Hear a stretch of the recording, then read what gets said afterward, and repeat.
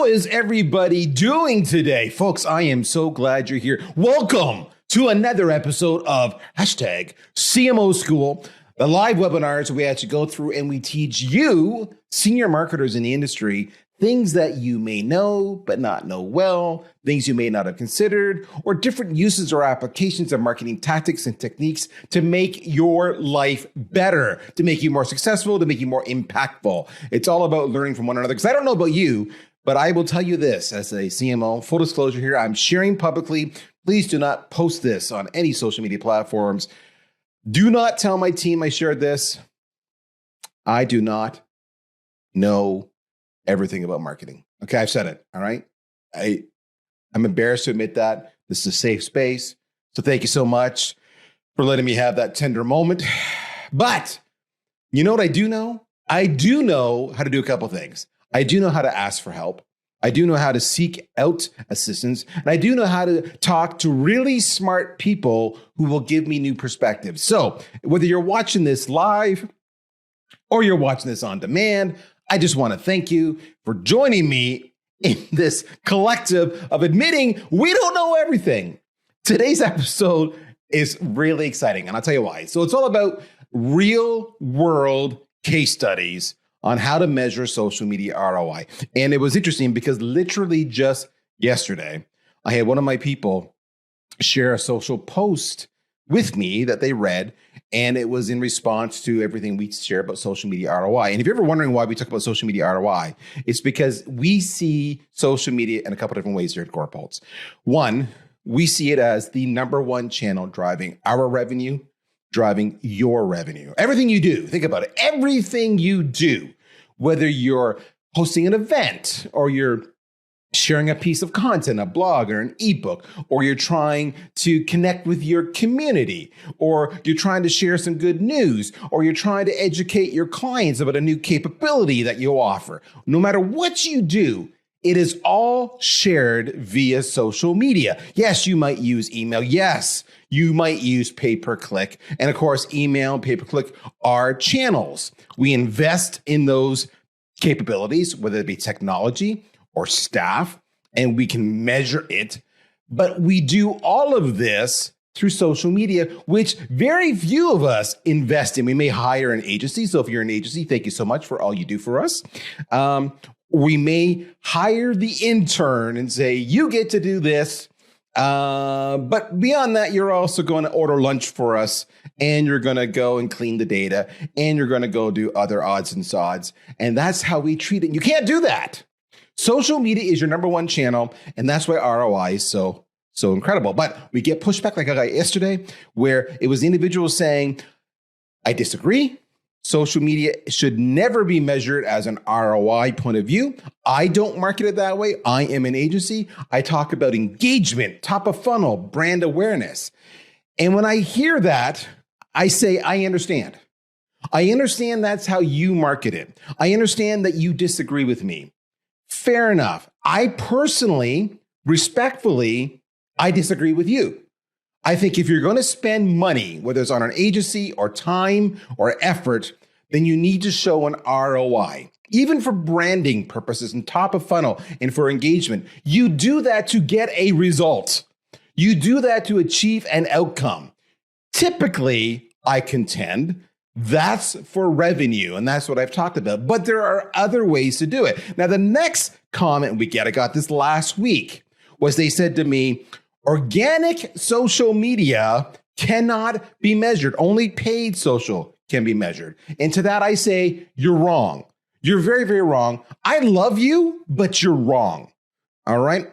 Now, because we hear this, we thought, hey, you know what? Let's just go to CMO School. We're going to walk through some real life examples today just to kind of share what we've learned as we rolled this out, this capability, the social media ROI, patent pending, only vendor in the space to do it. In fact, it was interesting. Sprout Social issued an exhaustive white paper the other day about measuring social media ROI. Even they recognize, and they sell to a very different market than we do, but even they recognize the importance of doing it. But everything they did involved integrations, involved becoming a Google Analytics expert. They themselves didn't do it, which is really interesting. So you're going to see the tool, you're going to see the use cases, and I'm going to shut up. I'm going to bring in the CEO, the co-founder of Agorapulse, Mr. Emric Erno. Emric, how you doing, my friend? I'm doing great. Thanks for the introduction. It's interesting that you mentioned that you started this by saying we don't know everything, because I think 6-8 months ago, none of us, including myself, knew anything about social media ROI and what could or could not work. We had a starting story that we all know about right now. That is the first episode of my new podcast, the Fiona story, about how this came to be. But apart from that, we were unsure what is going to work, what is not going to work. And what I'm going to share with you is just a very small sample of looking at what worked in the past 6 months, basically looking at our database, looking at our analytics, internal analytics reports that I've asked the data team to put together, so we could identify what is actually working and dig deeper into why it's working and how it's working. So yeah, it's exactly what happened. We didn't know anything, and we said we have a hint. We think that something is going on here, and there's something of interest that we need to uncover, but not really knowing what we would uncover. And now we're starting to uncover stuff, and that's really exciting.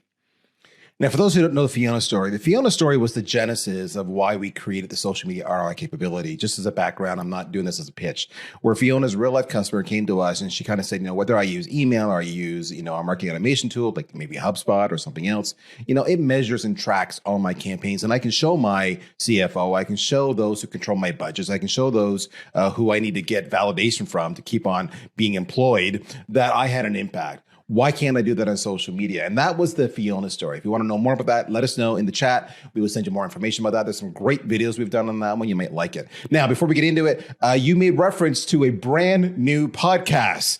So I know my crew here listening likes to multitask, which means if you tell us what's going on with your podcast, they can go out and open a separate browser and do some searching and subscribe. So tell us about your new podcast first.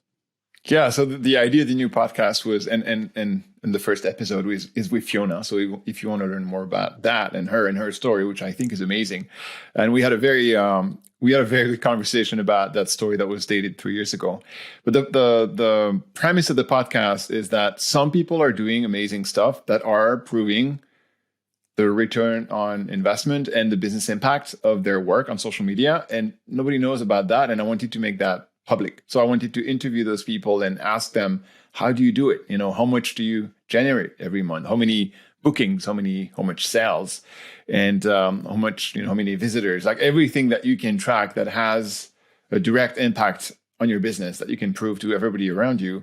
And that's the purpose. So the podcast is called the Social ROI Hot Seat. It's hot seat because those things are not things you hear anywhere else, and they're kind of sometimes hard to admit or disclose, and that's what we're trying to get there. And the first episode is airing this week, and I'm hoping to get one new episode every 2 weeks. And you're going to love the hot seat, folks, because it literally is that we put our clients in the hot seat where we ask them to talk about ROI, what the challenges were beforehand. What have they done is with the tool? What have the outcome has it been? How's it impacted their marketing and all that? They share dollars and cents and time and euro and everything else. It's pretty forthright and candid, but it's also a lot of fun. It's a lot of fun. So check that out. You're going to like it. Okay, let's just get into it. We've rambled enough now, mostly me, not you. I have said my piece. I always believe ROI should be measured. I believe social is a channel, and I believe often the only way to measure that is through sales and conversions. However, I also know some channels are difficult. For example, Instagram. How would you measure Instagram when you're just not able to post a link when you post on Instagram? Therefore, how can I track it? So I hear the complaints. You're going to walk us through a variety of examples today. Some are revenue related. Some apparently are not.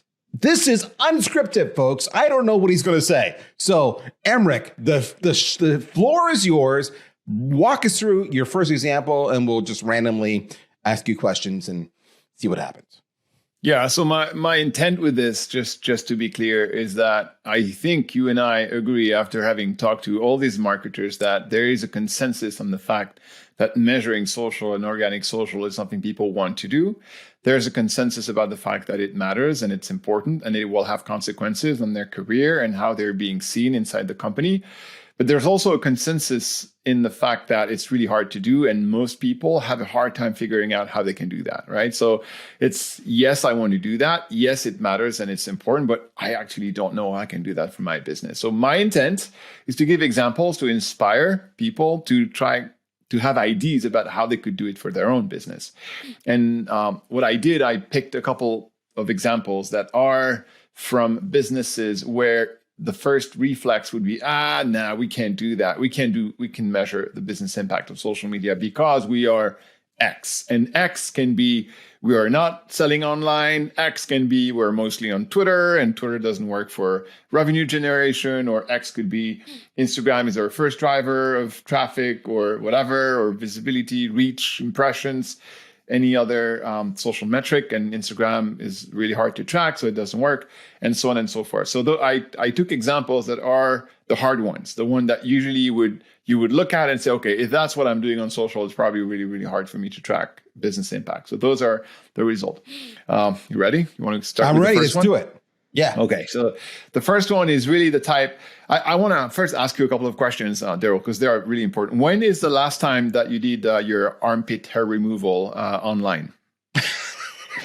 It's been a while, either online or even in person. I must admit to never having removed my armpit hair. Never. Okay. Never. Well, what about the Botox injection? Did you do that via email lately? No, I've not done any Botox injections. And with your French accent, that sounded like buttocks injection. I've done neither of those. Neither of those. Neither of those. No buttocks injection for you this time. So this example is from a company that is doing, it's a beauty salon. They're doing hair removal, laser hair removal, but also a bunch of other things that are beauty related. And as you can guess, those things are not done online. You have to go on the store locally to get your operation carried on. And that's making the measurement of social ROI or any type of ROI coming from online more difficult, of course, than if you're e-commerce selling all online. And what's interesting with this one is that what they've been tracking, obviously, is not the revenue that they are generating on their website, because you cannot buy on the website, but you can actually book meeting. You can book a session on the website, and those are the ones that are being tracked. And the first thing to highlight here is that Instagram is like the number one channel for acquiring traffic and goals and converting goals, which is quite amazing. 12K versus 600 for Facebook. So Instagram is the big channel for them. And so, as we mentioned before, Instagram is a very hard channel to track. How do you do that? And what they're doing is that they're using stories most of the time to generate. In stories, you can add links, right? And in those stories, you can go and click the link to book a session with one of their local stores. And you can see here that booking clicks, you got 2,000 of them.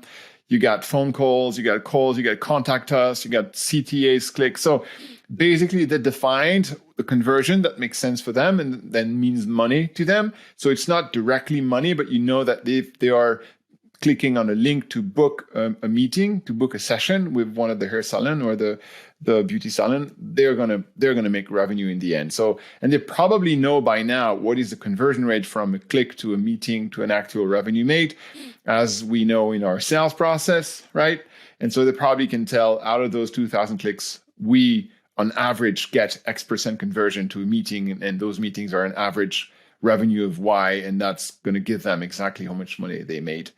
So that's the first example, and I like this example because a lot of people were like, think about food and beverages, think about restaurants, think about hotels, think about all these businesses where, yes, you can buy online, but most of the time you're just going to book online and then go in and get your stuff purchased.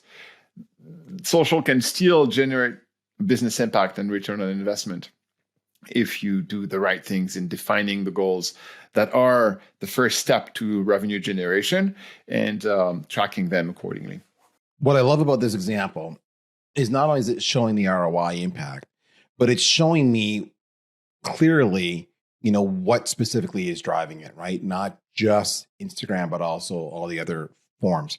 And that helps me prioritize where my investment is. And I can see from this one, Instagram stories is huge. I may have simply thought that it was another tactic, right? Just another tactic. But I'm looking at this and I'm going, holy smokes, I need to put a lot more time and money and effort into this. So me as the CMO, I'm going to look at this and I'm going to say, I need more budget to make more stories, to reach more people, so I can drive more revenue. That is massive for me. So it's more than just an ROI statement. It's helping me optimize my staffing and my actual my ad spend or my program spend or anything else you might be related to what we're doing. And like you said, this is social. This is organic social. This is not paid, which is even, I love it because now this is awesome. I can just share great stories and the people will come. This is amazing. So I have a hint for you guys who are listening to this. When you're looking at your Google Analytics report, basically you're seeing this. It's less, nice in terms of design, but you can get those exact same numbers. The visitors and the goal completion, and eventually the revenue if you have revenue directly coming from Instagram, Facebook, Twitter. One thing you should be thinking about, and tell your paid people inside your company or your agency to do that, is that don't forget to add medium paid when you're doing paid in those channels, because by adding medium paid, you're going to have a clean social organic report, which will exclude paid from the visitors, from the goal completions, and from the revenue.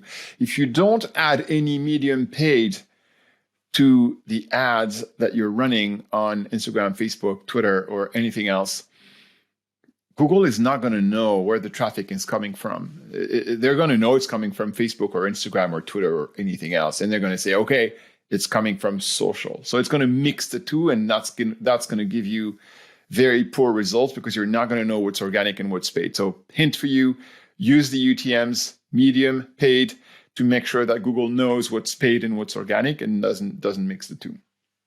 And for those who aren't totally clear on what Emmeric's talking about, we was talking about UTM codes, right? So I know not everybody uses UTM codes or are familiar with UTM codes, but UTM codes has the concept of campaign and source and medium. And of course, medium is it's a tag that shows how the traffic gets to you. So in this case, paid, right? That's huge. So if you don't use UTM codes, you should be. That's number one. Welcome to marketing. And that's the advice, lovely advice from Emeric. So that's huge. I see a different example. What are we looking at now? Yeah, here it is. Back to the UTM codes. On organic, we're going to relieve this entirely from you. So we're going to deal with it for you, no need to do anything. But unfortunately, on the paid platforms, if you're not doing it, then you're going to confuse Google. So you have to do it. I would like for them to do it for you, but they don't. I want to restart. I want to jump in there. One of the biggest things we hear, folks, when we talk about this, and whether it be live streams or webinars or public speaking, I actually poll the audience on a regular basis. And I say, what's the one thing stopping you from tracking and measuring? Because obviously you need to use UTM codes. And the biggest complaint we get over and over and over again, it's just a lot of work. I can't scale. I don't have the time. Fiona had the exact same complaint. She tried to do it manually as well. Again, you'll see that in the first episode of the podcast Emmer talked about. If you haven't, you should go sign up for that.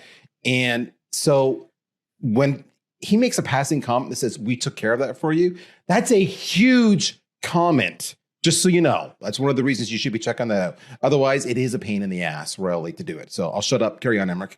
Yeah, I'd say a pain in the buttocks, but that's... A pain in the buttocks. Well said. So that second example is a company. It's a very small business. It's an American business, U.S. business. They sell apparels that are T-shirts, sweaters and caps and everything that have the logos of your favorite university sport team. So for a French person like me, that doesn't mean anything because we don't have sports team in our universities. But in the US, it's a biggie, and it's very, very, very important for people who have studied in those universities. And there are big communities behind those sports team. And these guys are absolutely crushing it on social, and they're crushing it on a social network that is usually hard to crush, which is Twitter. And when you look at where their revenue, social media, social organic revenue is coming from, it's coming from Twitter, like the vast majority, if not everything. And what's interesting here is two things. First of all, is the volume of revenue that they make on Twitter, which is like more than $42,000 per month, which is quite significant for a small business, right? And what's interesting as well is because they're using Agorapulse here, they're able to see that one Twitter account is doing the the lion's share of all the revenue, and the other one not so much. When you look at GA, at Google Analytics, you're only going to see Twitter. You're not going to see this Twitter account and that other Twitter account and maybe this Facebook page and that other Facebook page and that Facebook group. You're just going to see Twitter and Facebook, and that's it. There's no granularity. There's no insights for you to learn what is actually working among all these different social profiles. So those were the two interesting things here. Is that Twitter is absolutely crushing it for them. And it's mostly on post, not comments, not private message, even though they have a little bit of comments, which is probably something they're getting on Facebook, not Twitter, as you can guess. And also, when you look at their tweets, so those are the 5 tweets with the most revenue associated with. And look at how amazing is the first one, $8,600 for one single tweet. Second, 5,000, 5,000, 2,900, 2,900 again. So they do quite significant. What's really interesting here is that tweet by tweet, you can identify which one are driving the most revenue, but also you can also see that you don't necessarily have an exact match between the visitors and the amount of revenue. Sometimes you have a little less visitors, but the revenue is great anyway, and that gives you more insights that if you're just going in Google Analytics and looking at, okay, Twitter is doing that, as a whole, and visitors as a whole, and conversions as a whole, and you can't go tweet by tweet, post by post, comment by comment to actually go deeper. What actually worked within this big number coming from Twitter? And that's something I think is really, really insightful and interesting, to do more of what works and less of what does not. There's so much I can go with this, right? Because when you look at, what this is a bit of a niche, right? Folks are selling apparel to major universities who have sports teams. I mean, there's lots of universities, don't get me wrong, and most of them have sports teams. So there's a built-in audience there, but it's not like you're going to sell, a razor blade to every man on the planet Earth.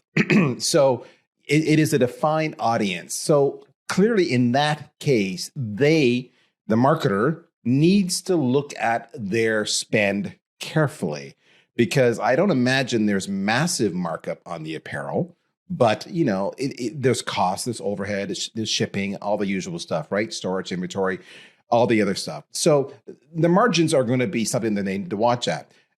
That means for me as a marketer, I need to invest heavily in the channels that work best. And Emmerich said a couple of things here that's really powerful. Right away, he said, it's Twitter. I probably would have thought it would have been Instagram, as number one, but Twitter is kicking ass here, or we like to say today in today's webinar, it's kicking buttocks. So there we go. That's the first thing you need to look at. But then I can see the actual tweets that are driving the revenue. I can start to discern patterns, messaging, school, which schools are getting more engaged than others. All of this is giving me the ammo I need, saying I need to invest more here. I need to optimize my messaging this way. I've got real hard data that nobody can refute. And now I can go and invest harder and make more content because of that, because I can clearly see the ROI.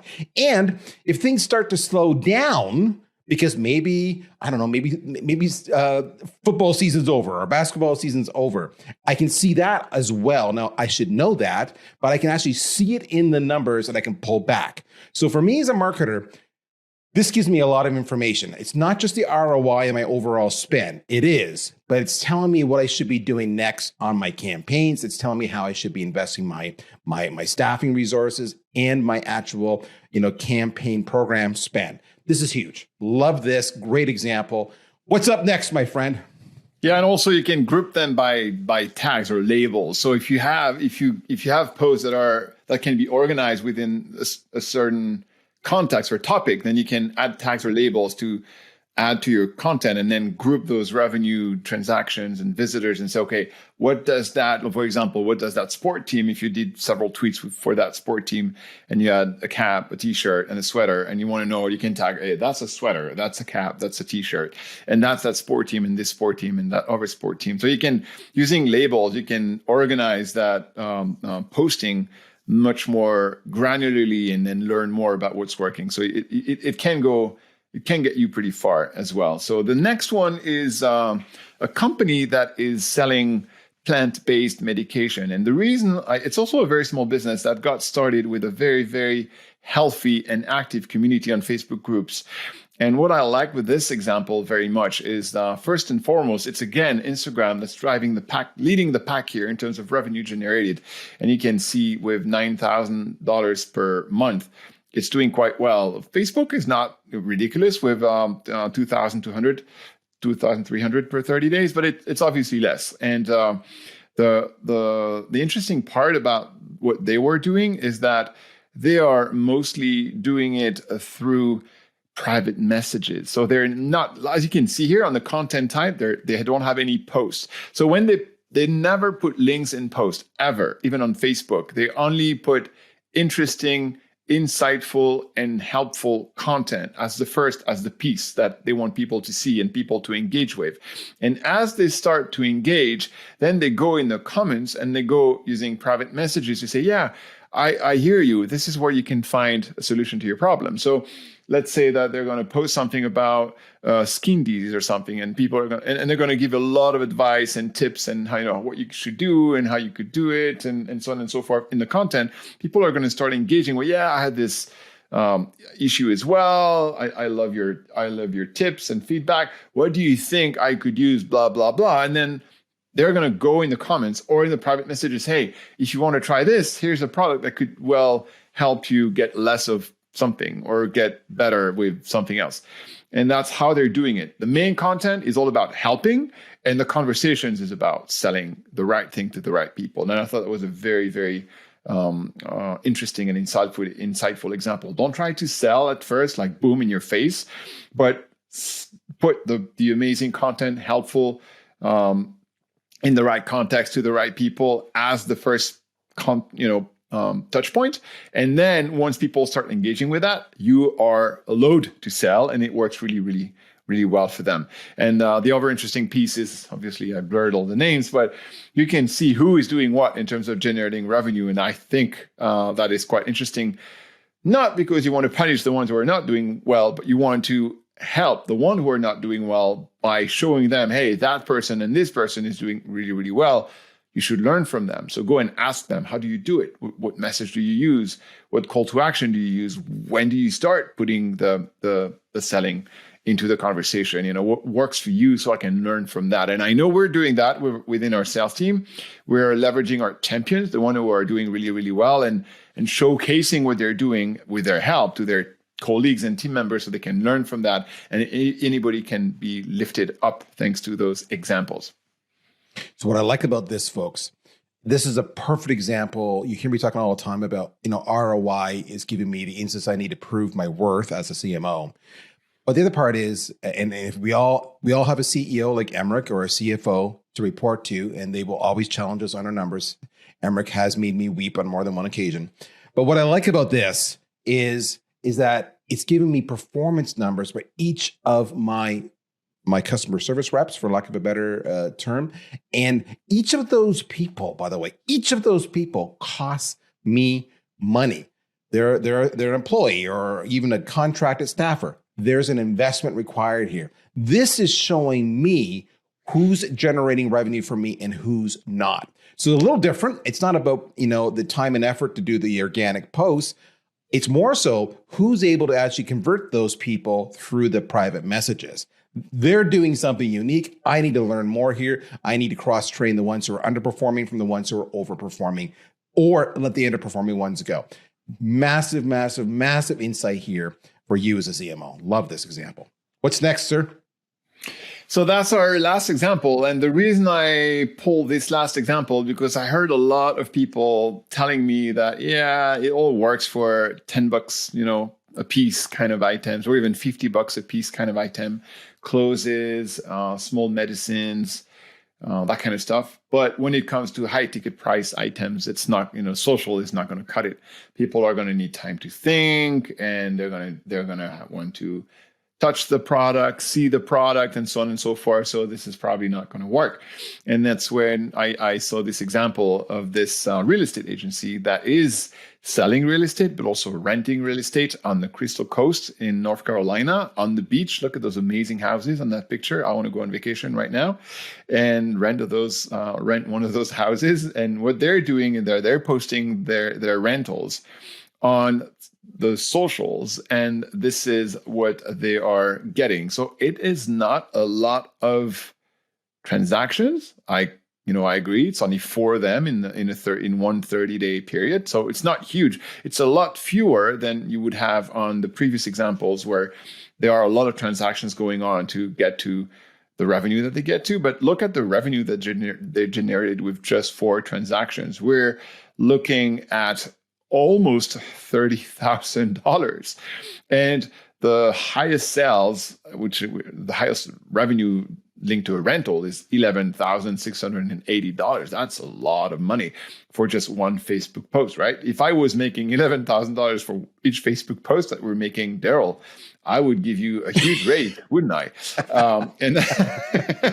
And it's you're going to tell me, yeah, it's just one. They got lucky, but no, they didn't get lucky. They got a second one right after this one, and it's also $11,493. So it's quite significant. And the point I want to make here is to tell you, don't assume anything. Like, go test and try it, because sometimes you feel like, yeah, I'm not sure social is going to be the right channel for that, but sometimes it actually is. And for that company, it was enough to justify staying on Facebook and investing more. And why not? Hey, we had this Facebook organic post that generated $11,000 in rental by just going organic. Why don't we put some advertising money behind it? Why don't we boost that post and leverage our advertising money on things that have already proven that they work organically? And I thought this was just the first step of a journey that they can take now on organic social, adding a little bit of paid on top of that by leveraging the organic results. And I think that they wouldn't have done that if they hadn't tried in the first place. I love so much about this because, again, as a CMO, I just speaking from experience, obviously not because of Emmerich here. I want to be clear on that and protect my job. But you read into that what you want, is that, often when you have a high price point like that example, that real estate example you just shared, many people will think organic social is not going to do anything. That's a waste of time. Nobody's going to do any kind of transaction of that size online. That's stupid. And they're going to really push for alternative methods to reach the customer. And I go back to what I said at the beginning. We know that social media is your number one channel across all markets these days. This is a great example of how I can use the hard data. So I can do this as a pilot and go back to the stakeholders, the individual who holds the purse strings, and say, look what this did. We need to invest more into this because this is driving some serious revenue. And it was just an organic post. So a lot of people just don't understand that the buyer has changed. They're stuck 5 and 10 years ago through no fault of their own. Maybe it's something that they themselves wouldn't do, and therefore they project and assume that nobody else would do it. This is the beauty of social media ROI, is actually proving that the channel works and using that to get more resources to grow it even further. So at the end of the day, we wanted to show you some real world examples of what it could look like, different applications, different social networks, overcoming some of the challenges we talked about already. Instagram, you can't put a link in the post. How do you get around that? Different applications, putting the link in a private message, ways you might not have thought about approaching it. Let me ask you this, Emmerich. When you share these examples with others, and I know you've done a lot of public speaking on this, have you, and again, folks, this is unscripted. I don't know what he's going to say. Has there been any reactions that have surprised you, or are people still hesitant to believe you, even though you've shown them these examples? Like, what's the reaction? Yeah. The reaction I have, obviously, I can only talk about the reaction I get. And I don't know about what people think in their own mind. They don't share with me, but the reactions they share with me is always the same. It's always like they are surprised that it can be as high as what I share with them. Obviously, I'm taking among the best examples. I'm not taking the guys who are doing 1,000 or 2,000 a month. I'm taking some who are doing 40,000 a month, 30,000 a month. So for a small business, which is quite significant. But every single time the reactions are, I didn't know. That's very interesting. I didn't, I didn't expect that. I didn't know it was possible and feasible, which is probably the thing I hear the most. And so far, I haven't heard anybody not trusting that it was possible or having negative reaction regarding the concept of tracking organic social. I'm not sure they get off my talk and feel, oh, easy, I'm going to do that myself. But they're definitely intrigued, and they definitely want to try to see what they can get, from it. All right, so I want to circle back. So I open up the whole conversation today, sharing some of the feedback that we've gotten, some pushback that we've gotten, some people saying, I don't want to do this. I don't want to measure. It's all about top of funnel. It's about engagement. It's about awareness. It's not about measuring ROI. So if you're an agency listening to this, I'm going to expect a couple reactions. One is you're going to say, I'm scared because now I can be held accountable. And you may not be saying that out loud, but you're thinking it inside. I get it. I get it. I had my own agency for almost a decade. I get it. However, if you're an agency, here's what I will say to you. You can be very confident that when a new prospect comes to you and asks for a quote on your services, you're not the only one they're talking to. They're talking to other agencies. So if you were to show them some of these examples of how not only will you make an impact, you can measure the impact, the revenue you're going to drive for them, therefore justifying your retainer, your monthly fees, and showing a return on that investment. That's going to differentiate you, and you're going to get more clients. Second, what often happened to me when I had my own agency was they had great ideas, they loved it, they want to do it, and then 6 months into the engagement, they would say, oh, we're getting some pushback on your fees. I need to show them what you've done for us. When the answer was always, well, look at the awareness, the engagement, I'd always get like, yeah, I need more than that.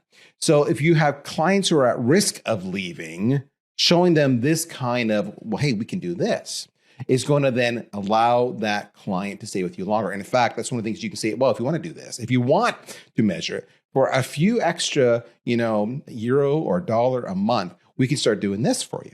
And more than likely, they're going to say yes because it overcomes their risks and actually protects them and their employment and their job because it was their decision to hire you. Now, if you're looking to hire an agency, I would say to you, if an agency simply says to you, we're going to grow top of funnel, after that, it's up to you, I would say that's not good enough. The tools are there to show the ROI. I need you not just to do the social.